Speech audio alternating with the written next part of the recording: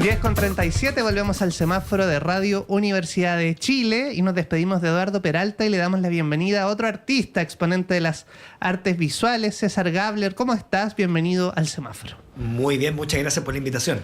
Nos viene a hablar de tu nueva exhibición Temas de Hombre, que se presenta con entrada liberada, lo que nos gusta mucho, en el Centro Cultural Matucana 100.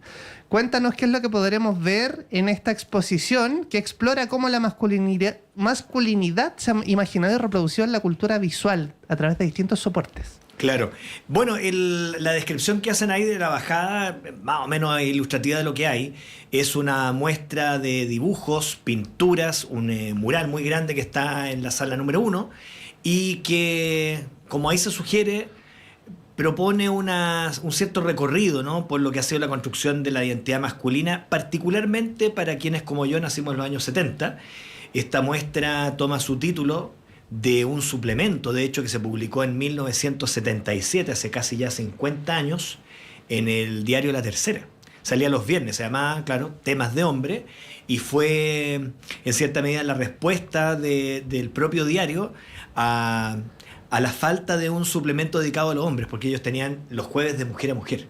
Entonces, para completar la oferta de género, el viernes remataron con Temas de Hombre, y era una suerte de revista picaresca o de pequeño Playboy que tenía 8 páginas y normalmente una portada y una página interior dedicada a una chica ligera de ropa, y una estructura que imitaba a la de la revista Playboy, porque había entrevistas, había humor gráfico, había temas de supuesto interés masculino, la mecánica, algo de deporte, viajes. De hecho, escribía gente como Patricio Bañados, quien escribía sobre viajes y contaba su experiencia internacional en un momento en que viajar en Chile era muy, muy caro y muy inusual. Así que la revista se convertía como una suerte de versión proleta del Playboy. Y ellos eran conscientes de eso, porque hay, por ahí lo dije en su momento, una parodia que uno de los dibujantes de la revista, Nelson Soto, hizo de cómo se hacía la revista y cómo ellos mismos eran conscientes que estaban copiándole el Playboy.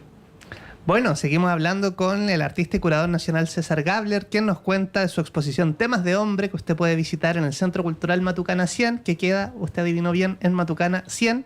Puedes llegar en metro Quinta Normal. Y quisiera preguntarte por las distintas técnicas que tú utilizas para esta exhibición, ¿no? ¿Qué es lo que nos imaginemos, ¿no? Que alguien va en un auto, ¿cómo puede visualmente imaginarse? Alguien va en un auto, se baja, entra al museo, o hasta esta sala enorme, es un gran galpón, y se va a encontrar con un mural muy grande en que hay un conjunto de imágenes que tienen que ver con ciertos referentes del arte moderno. Hay 3 imágenes gigantes de Modigliani, de Picasso y de Matisse, recreadas en cierta medida, que dan cuenta de la relación que el arte y el humor gráfico han tenido con la mujer y el cuerpo femenino. Y esas imágenes están mezcladas con otras referencias. Hay una referencia, por ejemplo, a un dibujante de los años 50 que se llama Andrew Loomis, que se llama Manuales para aprender a dibujar. Entonces, en esta sala lo que hay es una combinación de varios temas. Por una parte, como el arte moderno tuvo como uno de sus temas importantes y a veces centrales, en el caso de algunos artistas, la imagen femenina, como las relaciones entre hombres y mujeres fueron un asunto importante del humor gráfico. Hay una cita a Pepo, de hecho, una portada de la revista El Pingüino. Y por último, como todos estos asuntos fueron compartidos por la cultura visual, tanto del mundo de la vanguardia como el mundo de la cultura popular. Y todo eso se abraza en un mural en 2 paredes muy grandes, que está complementado con unas pinturas de chicas sacadas de la revista El Pingüino, que hice en un estilo inusual para mí, muy suelto, casi como una especie de boceto de gran tamaño. Además de mucho material referencial. La gente va a encontrar una vitrina donde hay ejemplares de Temas de Hombre, de suplemento solo para mayores que publicó después Las Últimas Noticias, revistas como El Pingüino, Viejo Verde, y todo ese material que explica cómo se representaba, ¿no?, la mujer, cómo se modelaba lo que podían ser los intereses masculinos entre los años 50 y 70. Como podríamos decir, el mundo de referencia de la posguerra. Bueno, muy interesante, y quisiera cruzar con otros referentes, ¿no? Viajando un poquito en el tiempo, por ejemplo, Pepe Antártico, que responde a la misma lógica. Que aparece, por cierto, de hecho, aparece Pepe Antártico en 2 ocasiones ahí en el mural. Claro, mencionabas a Pepo, la revista Playboy, y yo me acuerdo de mi infancia, me llamaba mucho la atención como toda la estética de la Cuarta. ¿Te acuerdas que salía una niña siempre como en bikini en la portada? Exacto, podía haber Crónica Roja y sí o sí en la esquina había una chica en bikini de las playas y eso no la Bomba fallaba 4, nunca. había toda una estética, claro. ¿sí? Y eso en el fondo, la Cuarta retomó lo que había sido la Tercera de los 70. La Cuarta son los finales de los 80, los 90, retomó lo que ya había hecho su diario matriz, que era la Tercera, en los 70 justamente con el suplemento Temas de Hombre, también con Candileja y con otros suplementos donde era muy usual la chica ligera de ropa, la alusión a la picaresca, a la vida nocturna, a la particular vida nocturna que podía haber en el Chile de esos años, en el Santiago de esos años. Pero ahí estaba, como lo que fue Sabor Latino también. Ah, con Antonio Bano. Exacto, sí. Mítico, con la aparición de María José Nieto, una vuelta que se da en una coreografía que dejó a todos sin aliento. Sí, bueno, y estamos en los tiempos también de el burlesque, el picaresque. Eso, claro, esos son, exacto, vienen de los años revistas, 50, el mundo revisteril. Todo eso aparecía justamente en revistas como El Pingüino, particularmente el Pingüino, que dedicaba páginas interiores y en unas notas muy chiquititas a todo el mundo revisteril, a los cómicos, comediantes, ¿cierto? A las vedettes, etcétera. Bueno, seguimos conversando en el semáforo con César Gabler, él es artista y autor de esta exposición Temas de Hombre que usted puede ver en Matucana 100, que es sucesora de El Cementerio del Hombre. Hablemos un poquito sobre tu interés de analizar desde el arte esta figura del hombre, ¿no? Cómo ha ido cambiando. Hay una cita bien interesante, dice: me interesan menos los varones triunfantes de la épica erótica o bélica que los perdedores de mediana edad que lloran su tristeza en los bares o en los rincones vulgares de la vida doméstica. Buena cita. Porque es mucho de eso lo que hay en la exposición. En el fondo, yo lo que estoy trabajando hace rato es la imagen masculina a partir de un proyecto que hice el año 2020 que se llamaba Papel Bond, en el cual trabajé el mundo de James Bond desde una revista que escribió y dirigió durante un tiempo un tío mío que se llama Germán Gabler, que es dibujante de cómics, que se llamaba 007 James Bond. Y para hacer esa exposición leí varias novelas de James Bond. No me dio para leerlas todas como lo hizo él en su momento porque las encontré un poquito fome. Pero me llamó mucho la atención al leerlas cómo aparecían temas que, si bien eran reconocibles en las películas, se hacían muy evidentes cuando uno leía las descripciones que hacía Ian Fleming del pensamiento del personaje, la línea de conciencia del personaje. Un personaje mucho más atormentado de lo que uno puede adivinar en las películas.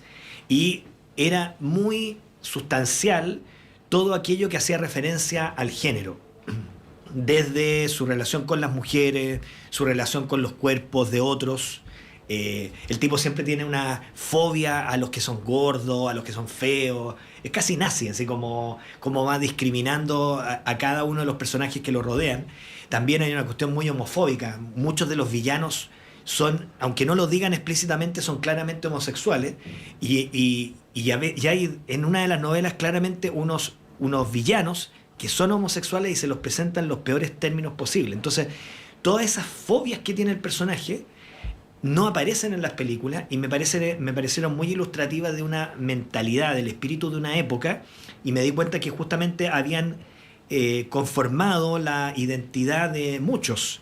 Creo que yo mismo, en los años 70, viendo las películas que pasaban en televisión, consumí mucho de este imaginario que venía de épocas muy, muy amplias. O sea, en la tele chilena de los años 70 uno podía ver producciones desde la década del 30 en adelante, seriales, como los de Flash Gordon, por ejemplo, que eran de los años 30, las películas del Gordo y el Flaco, Jerry Lewis, todo ese tipo de cosas uno las vio, y ahí justamente aparecían, junto con los personajes ganadores, muchas veces antihéroes, perdedores, tipos que por físico, por actitud, por condición no tenían cómo triunfar.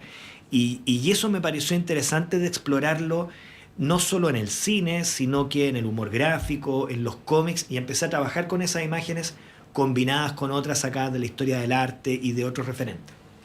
Bueno, quisiera hacer un nexo porque cuando uno vaya a Matucana 100 a ver esta exposición Temas de Hombre, que tiene entrada liberada, les recomiendo también que pasen al Museo de Arte Contemporáneo de la Quinta Normal, que les queda en el camino a Matucana 100, y puedan ver una exposición que se llama Mala Mujer, de María José Flores, que es bien interesante poder ver estas dos exhibiciones y estos dos puntos de vista, uno centrado en lo femenino, o en el deber ser de las mujeres, y en estos temas de hombres que nos plantea César Gabler. Y quisiera preguntarte también, desde tu rol de docente, ¿cómo ves los temas de hombre de los nuevos artistas, ¿no? ¿Dónde está puesto el foco de los nuevos creadores desde lo que tú estás viendo desde la academia? ¿En qué sentido? ¿Respecto a cómo enfocan la masculinidad? Sí. Sí, yo creo que hoy día hay mucho arte referido al género, y claramente hoy que hablamos de género fluido, que hablamos de las identidades de género, del mundo trans en todas sus manifestaciones, lo heterosexual parece ser casi una alternativa más, no es en ningún momento algo hegemónico, más bien al contrario, uno habla con jóvenes artistas y se da cuenta que muchas veces la heterosexualidad es como algo excéntrico y por lo tanto su enfoque de la identidad apela justamente a este cambio que estamos experimentando o a esta visibilización, ¿cierto?, de otras identidades, y por lo mismo es un arte en el cual desde el lenguaje y desde el contenido hay un cuestionamiento a los modelos binarios en los que mi generación se formó, y por otro hay un juego muchísimo más libre con otras identidades y expresiones a las que no les falta en muchas ocasiones un elemento quizás de angustia, de ansiedad, porque ciertamente estos nuevos modelos no vienen libres, ¿no?, de complejidad y eventualmente de sufrimiento. No todo es goce, no todo es la celebración de la diferencia, sino que también hay una tensión que uno puede reconocer en el lenguaje y en la expresión de artistas jóvenes. Así que creo que es un tema. Por ahí hay una artista mexicana cuyo nombre en este momento no recuerdo, que de hecho está trabajando en una línea como la que yo investigo, y ella es una mujer trans, si no me equivoco, y está justamente explorando en el imaginario del cine mexicano o en el imaginario también de las películas más típicamente heteronormadas, ¿no? Cómo se dan ciertos gestos, ciertas situaciones en las que los límites, ¿no?, del género parecen como desdibujarse. De hecho, ella es una artista muy importante y la representa una galería mexicana que se llama Curi Mansuto. Así que, si yo no me acuerdo el nombre, los más curiosos pueden buscar la galería Curi Mansuto y ahí van a encontrar el trabajo de ella. Ana Segovia, si no me equivoco, es su nombre. Bueno, y quisiera preguntarte, hemos hecho una evolución histórica, ¿no? Hemos hablado de revistas como Playboy, de Pepe Antártico, distintas representaciones, La Cuarta, pero quisiera preguntarte desde estos temas de hombre en estos tiempos de plataformas, ¿no? Por ejemplo, las millonarias recaudaciones de influencers en plataformas como OnlyFans, en la venta de contenido. ¿De qué forma se están vinculando los hombres con esto que podría ser un poco una sucesión de lo que uno encontraba en un diario, en una revista, y que ahora está en un formato digital? Y que mueve muchísimo dinero. Tú dices de consumidores que se acercan a mujeres que le atraen y descargan su contenido y le hacen peticiones, ¿eso? Claro, que ven un contenido que antes no veía impreso en una revista, por ejemplo. O en un afiche. Yo creo que esto de la OnlyFans va más allá, ¿eh? Es una versión virtual del café con piernas. Porque no se trata de una página donde uno vea imágenes de chicas, sino que hay una interacción directa, pero una interacción directa mediada, ¿no?, por la tecnología. Por lo tanto, es una relación uno a uno, pero mediada tecnológicamente. Eso que es muy contemporáneo no creo que encuentre un equivalente en el mundo que yo recreo, que siempre tiene la mediación del papel impreso, la cosa muy distante, lejana de la película. Aquí hay una interacción directa con alguien, aun cuando el contacto no es físico, pero la gente en OnlyFans, entiendo, no he consumido la plataforma. Si lo hiciera lo confesaría, pero no es el caso. Pero entiendo que la gente le pide a quienes participan de la plataforma ciertas fotos, y justamente esas peticiones son satisfechas vía pago. Eso se parece más a la relación que un cliente podía tener con una chica en un café con pierna, pero, insisto, a través de la página web. Es un fenómeno que, claro, habla de una cosa que sí está en esta revista, y eso sí uno lo puede encontrar, que esta idea de la cosificación del cuerpo, la idea de que los deseos pueden tomar una forma específica, ¿no? A través de una demanda, que en el caso de estas revistas, desde el Playboy en adelante, se fue modelando a partir probablemente de la oferta que iban haciendo los fotógrafos y los editores, y las propias sugerencias que hacían los lectores. Aquí esto es instantáneo. Y se va dando en un intercambio comercial, así que es un fenómeno bastante nuevo. No sé si lo podría unir completamente a este pasado, pero sí, tiene mucho de eso, de la idea de tener un cierto control sobre el cuerpo de otro a partir de la capacidad económica o las ganas de gastar dinero en eso. Y eso era muy típico del Playboy. La plata y qué hacer con ella es uno de los temas del Playboy. Bueno, y tienen en común que notoriamente la mayor parte de consumo viene de los hombres, ¿no? Entonces podrían ser los temas de hombres contemporáneos. Interesante ese cruce. Y se nos va el tiempo, César Gabler, pero queremos que invites personalmente a la gente a ver la exposición Temas de Hombre. Bueno, los dejo invitados. Esto se inauguró el 8 de noviembre. Entiendo que vamos de martes a domingo. Pueden confirmar los horarios en Matucana 100, en la página, es muy completa. Y vamos a estar hasta el 18 de enero. Y vamos a puntualmente avisar cuando tengamos visitas guiadas, recorridos, ¿no?, por la exposición, así que muy atentos, y los dejo súper invitados. Una exposición, creo que para todo aquel público que le guste la visualidad, el cine, la fotografía, la pintura, el dibujo. Creo que es una exposición entretenida, interesante, y es un tema que ofrece múltiples lecturas, así que las dejo súper invitados e invitadas a verla. Y a seguir a César en Instagram, cesar.gabler. Ahí está toda la información y parte de la obra visual de este artista que nos ha visitado hoy. Muchas gracias por venir al Semáforo. A ti, muchas gracias.